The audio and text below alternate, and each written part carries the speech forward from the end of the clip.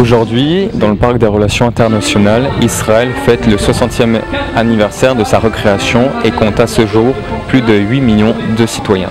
Israël a commencé à rendre hommage à ses soldats tombés au combat et aux victimes du terrorisme depuis la création de l'État, mardi après-midi, avec une série de cérémonies dans tout le pays. La journée du souvenir, Yom HaZikaron, précède de 24 heures le jour de l'indépendance, Yom HaAtzmaut, et est dédié au recueillement, avant de laisser place aux célébrations et aux festivités marquant l'anniversaire de la création de l'État d'Israël.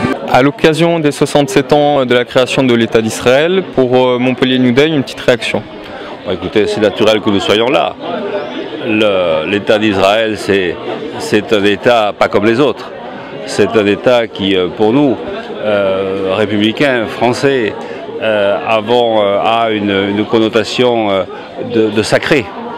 La paix passe par la sécurité d'Israël.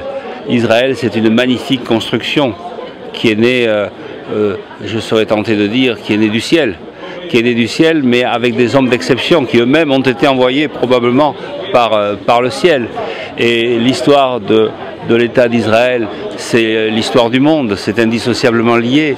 Et aujourd'hui, dans ce monde dangereux, dans ce monde bouleversé, la sécurité d'Israël est pour nous quelque chose d'inaliénable. Je pense que tous les Français seraient prêts à s'engager pour défendre l'État d'Israël, parce que défendre l'État d'Israël, c'est défendre la paix dans le monde, la paix du monde.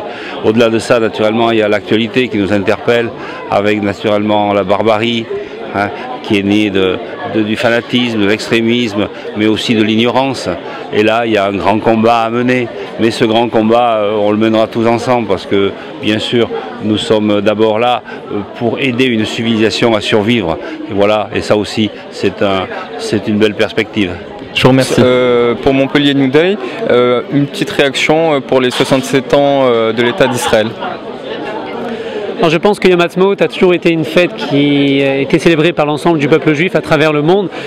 Et c'est important chaque année de le célébrer parce que ça nous fait prendre conscience que nous avons un pays qui sera toujours là pour nous protéger. On le voit bien en France, ça se dégrade beaucoup.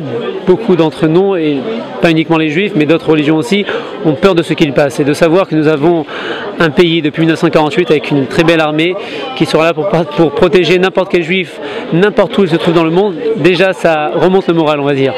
Mais au-delà de la protection, parce que même si tout allait bien, il est important de savoir que nous avons un pays qui nous a amené une nouvelle dynamique, non seulement à ses habitants, mais à l'ensemble du peuple juif. Là où on est, du fait de savoir que nous avons un pays où on peut pratiquer la religion ouvertement, eh bien ça donne l'espoir et le courage aux juifs du monde entier de la pratiquer également. Et ça c'est important de raviver, de reprendre conscience de cela chaque année. Je pense que ça nous donne beaucoup de force et je souhaite à chacun des juifs, de nos concitoyens de Montpellier, de repenser à cela au quotidien, de savoir que nous avons ce pays merveilleux et de faire en sorte de vivre leur judaïsme même à Montpellier.